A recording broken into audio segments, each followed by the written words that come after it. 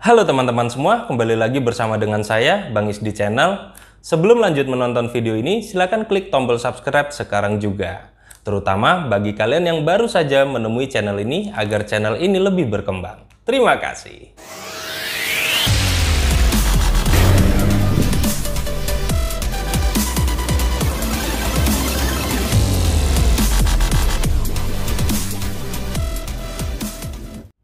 Oke teman-teman, pada kesempatan kali ini saya akan sedikit memberikan penjelasan kepada kalian tentang perbedaan sistem penggerak pada mobil.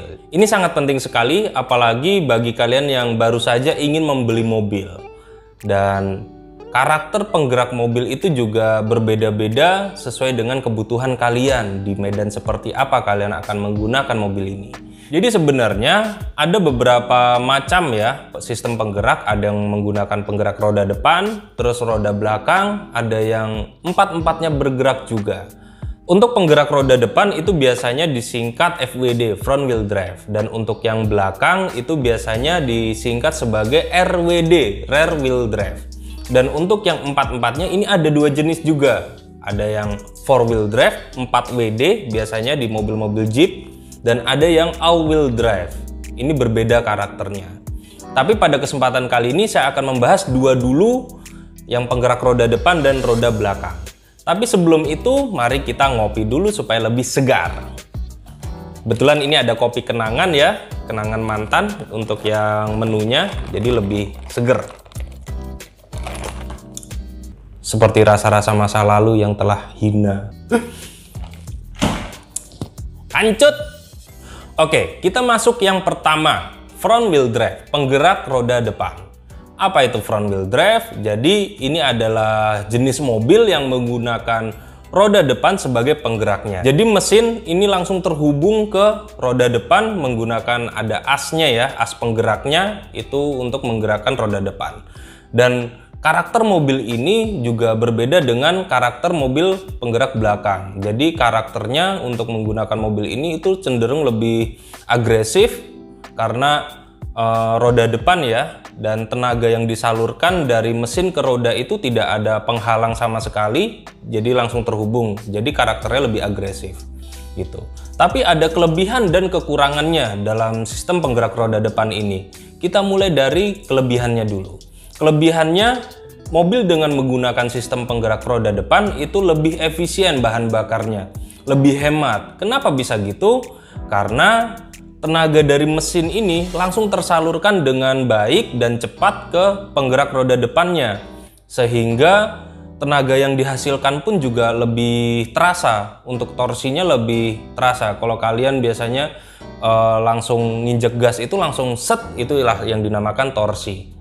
Terus juga mobil ini lebih ringan. Jadi karena tidak ada komponen-komponen kayak as kopel. Kalau di penggerak belakang itu kan dari mesin terus ada as kopelnya untuk menggerakkan roda belakang. Jadi bobot untuk mobil ini lebih ringan sehingga kalian bisa lebih agresif untuk mengendarainya. Tapi ingat, ada kekurangannya. Kekurangannya apa sih? Nah, kekurangannya di sini. Ada beberapa kekurangan yang akan kalian rasakan ketika kalian menggunakan mesin dengan penggerak roda depan. Yang pertama, suara berisik ya. Suara berisik, jadi penggerak mobil ini karena mesin dan penggerak jadi satu di depan, jadi suaranya itu lebih masuk ke dalam. Walaupun sudah ada sistem peredam ya di kabin itu, tapi tetap ada masuk seperti suara seperti kayak gitu. Terus juga yang kedua, kaki-kakinya sedikit lebih lemah daripada penggerak roda belakang. Kenapa bisa lemah? Karena roda depan ini memiliki peran ganda. Yang pertama sebagai penggerak dan yang kedua sebagai penunjuk arah atau mengarahkan mobil. Jadi setir langsung ke roda dan roda ini juga sebagai penggerak. Nah, di situ kelemahannya. Jadi bobot si roda depan ini sangat berat jadinya. Dan ketika kalian menggunakan mobil dengan penggerak depan, karakter setirannya pun akan berbeda. Jadi akan sering terjadi understeer ya, jadi sering nyelonong sendiri, atau misalkan untuk berbelok-belok, jalan belok-belok tuh agak susah. Ya kembali lagi karena peran ganda yang dibebankan oleh penggerak roda depan ini sebagai penunjuk arah dan sebagai penggerak. Seperti itu. Itu sedikit kekurangannya ya. Terus juga Contoh mobil yang menggunakan penggerak roda depan itu sebenarnya hampir ada di semua jenis mobil. Mulai dari MPV, SUV, terus juga ada city car, terus juga ada sedan, itu banyak yang menggunakan penggerak roda depan. Contohnya kalau di MPV itu ada Honda Mobilio, itu menggunakan penggerak roda depan, terus juga di BRV itu untuk di SUV-nya itu menggunakan roda depan juga, terus untuk di city car-nya di Honda Brio itu juga menggunakan penggerak roda depan. Dan juga hampir di setiap mobil-mobil city car itu menggunakan penggerak roda depan, apalagi di mobil-mobil yang LCGC ya, karena untuk pembuatannya pun lebih hemat. Jadi itu kurang lebihnya untuk sistem penggerak roda depan. Oke, sekarang kita masuk ke pembahasan selanjutnya, yaitu sistem penggerak roda belakang atau yang biasa disingkat RWD, yang kepanjangannya adalah Rear Wheel Drive. Apa itu sistem penggerak roda belakang? Sistem penggerak roda belakang itu adalah sistem penggerak yang menyalurkan tenaga mesin ke roda belakang melalui gearbox, terus ada askopel, terus ada gardan yang bertempat di belakang. Nah, sebenarnya sistem penggerak roda belakang ini lebih populer lebih dulu ya daripada penggerak roda depan, tapi masih dipertahankan sampai sekarang, terutama pada kendaraan-kendaraan mobil mewah. Jadi memang ada beberapa kelebihan yang mencolok dan ada beberapa kekurangannya. Nanti akan saya bahas pada video ini. Lalu mobil apa saja yang masih mempertahankan sistem penggerak roda belakang? Nah, ini ada banyak sebenarnya, terutama pada merekan Toyota dan mobil-mobil mewah seperti Mercedes-Benz dan juga BMW. Terus juga banyak sekali mobil-mobil besar ya dan mobil mewah yang mempertahankan penggerak roda belakang. Kalau di Toyota itu ada Avanza, terus juga ada Kijang Innova, terus ada Toyota Rush, dan di Daihatsu itu ada Daihatsu Terios. Itu masih menggunakan penggerak roda belakang di kelas SUV-nya. Oke, sekarang saya akan menjelaskan kelebihan apa saja yang kita dapatkan, yang kita rasakan ketika kita menggunakan mobil dengan sistem penggerak roda belakang. Kelebihan yang paling mencolok itu adalah distribusi bobot yang seimbang. Jadi kita tahu kondisi mesin posisinya itu ada di depan, terus untuk gearbox, askopel, terus juga komponen lainnya itu ada di tengah, dan untuk gardannya terfokus di belakang. Jadi roda belakang ini hanya fokus untuk menggerakkan mobil. Itu. Dan yang kedua, untuk handling setirnya itu lebih ringan karena roda depan hanya fokus untuk handling setir saja dan belakang fokus untuk menggerakkan kendaraan.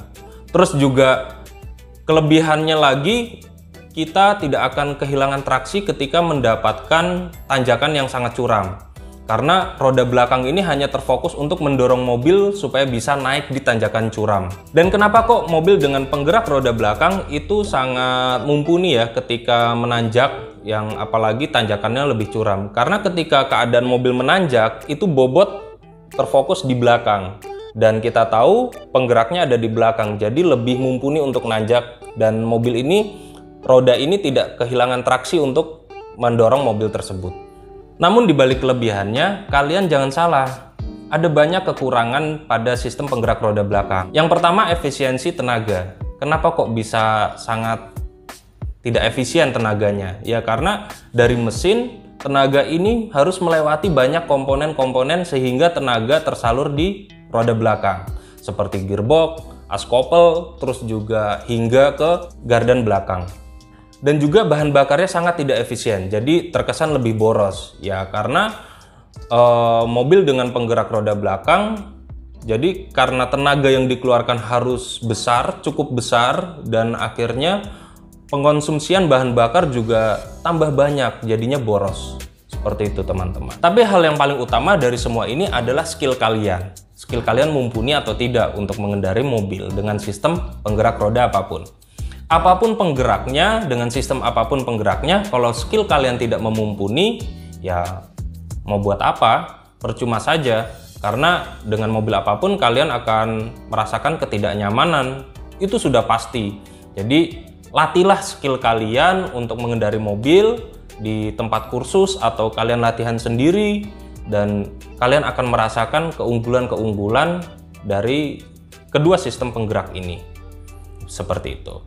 Oke, terima kasih. Cukup sekian penjelasan singkat dari saya terkait sistem penggerak roda mobil. Dan apabila kalian merasa video ini bermanfaat, silahkan klik like, komen, dan subscribe. Jangan lupa di-share ke teman-teman yang lainnya. Terima kasih. Enjoy!